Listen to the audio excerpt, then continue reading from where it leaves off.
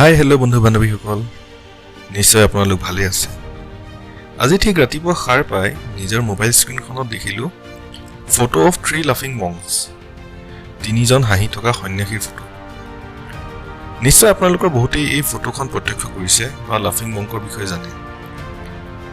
মই পিছে এই বিষয়টোৰ প্ৰতি বেছি জ্ঞাত নাছিলোঁ, সেইবাবে ইণ্টাৰনেটত অলপ বিচাৰি চালোঁ আৰু এটা আমোদজনক তথা অনুপ্ৰেৰণা যোগোৱা মটিভেশ্যনেল ষ্টৰীৰ সন্ধান পালোঁ। আহকচোন গল্পটো আমি উপভোগ কৰোঁ।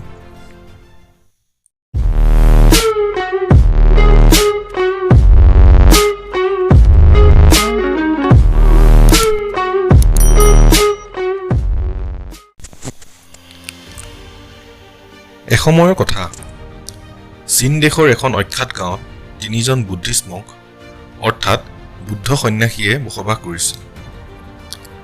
বুৰঞ্জীত তেওঁলোকৰ কোনো নাম উল্লেখ নাই, কিয়নো তেওঁলোকে কেতিয়াও নিজৰ নাম কাৰো ওচৰত প্ৰকাশে নকৰিলে। চীনত তেওঁলোকক 3জন হাঁহি থকা সন্যাসী অৰ্থাৎ 3 লাফিং বুদ্ধা বুলিয়ে জনা গৈছিল। তেওঁলোকৰ মাত্ৰ এটা কামেই আছিল যে তেওঁলোকে এখন যিকোনো চহৰত প্ৰৱেশ কৰি বজাৰৰ এটা কোণত থিয় হৈ পাগলৰ দৰে নিজৰ মাজতে হাঁহিব ধৰে আৰু নিজৰ সম্পূৰ্ণ সত্তাৰে হাঁহে।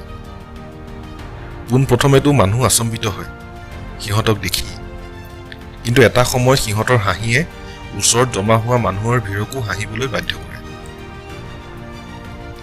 ঠিক এনেদৰে গোটেই চহৰৰ বাসিন্দাই তিনিওকে চাই চাই ৰং পায় আৰু গোটেই দিন হাঁহে। ঠিক কেইদিনমান পাৰ হৈ যোৱাৰ পিছত সিহঁতে সেই চহৰেই এখন বেলেগ চহৰত প্ৰৱেশ কৰে আৰু একেই হাঁহিৰ খোৰাক যোগায়। এনেদৰেই এটা সময়ত চীনৰ প্ৰায় অধিকাংশ চহৰতেই সিহঁতৰ নিজে হাঁহিৰে এটা ধনাত্মক পৰিৱেশৰ সৃষ্টি কৰে আৰু মানুহৰ জীৱনত গম নোপোৱাকৈ এক ডাঙৰ পৰিৱৰ্তন হয়।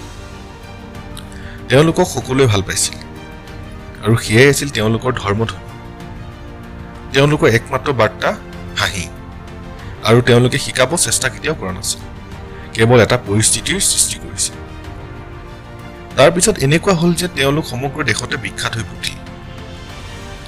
জীৱনটো নিশ্চয় কেৱল হাঁহি আৰু আন একো নহয় বুলি কোনেও কেতিয়াও এনেদৰে প্ৰচাৰ কৰা নাছিল। তেওঁলোকে এটা শব্দ ব্যৱহাৰ নকৰাকৈ সমগ্ৰ চীনত ইমান আনন্দ বিয়পাই দিলে। মানুহে নিজৰ নাম সুধিব, কিন্তু তেওঁলোকে কেৱল হাঁহিব। তেনেদৰে তেওঁলোকৰ নাম হৈ পৰিল 3 লাফিং মংক বা 3 লাফিং বুদ্ধা। লাহে লাহে সিহঁত বুঢ়া হ'ল আৰু এদিনাখন তিনিওজনৰ মাজত এজনৰ মৃত্যু হ'ল।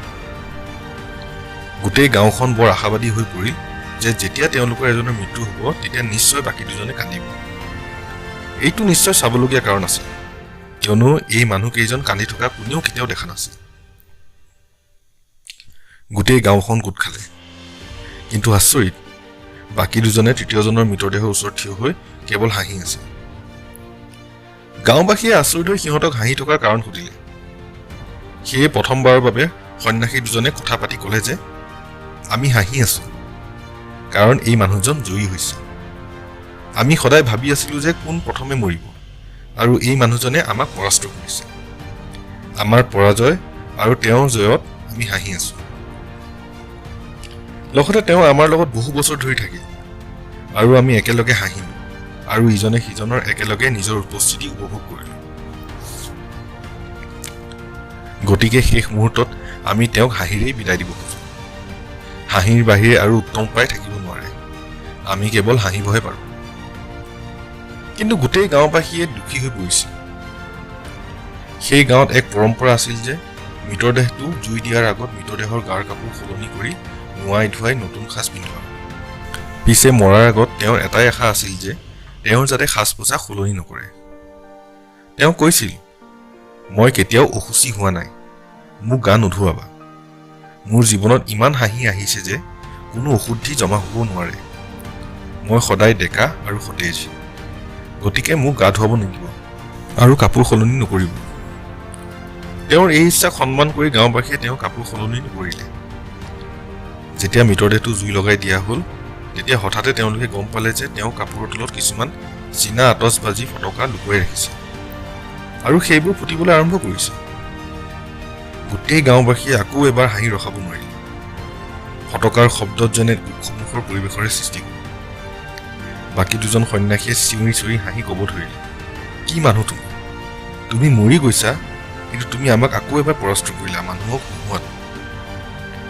এই তিনিওজন সন্যাসীয়ে এই প্ৰমাণ কৰিলে যে এই মহাবিশ্বৰ গোটেই কৌতুকটো বুজিলেই এটা মহাজাগতিক হাঁহিৰ সৃষ্টি হয়। সেইটো হৈছে সৰ্বোচ্চৰ। কাৰো খৰচত কোনো হাঁহিব নালাগে, সেইটো কুৎসিত আৰু হিংস্ৰ। যদি হাঁহিব বিচাৰে তেন্তে নিজৰ ওপৰতে হাঁহিব লাগে। মানুহৰ বাহিৰে কোনো জন্তু হাঁহিবলৈ সক্ষম নহয়। গতিকে হাঁহিয়ে মানুহৰ জীৱনক এটা সুকীয়া পৰিচয় দিছে।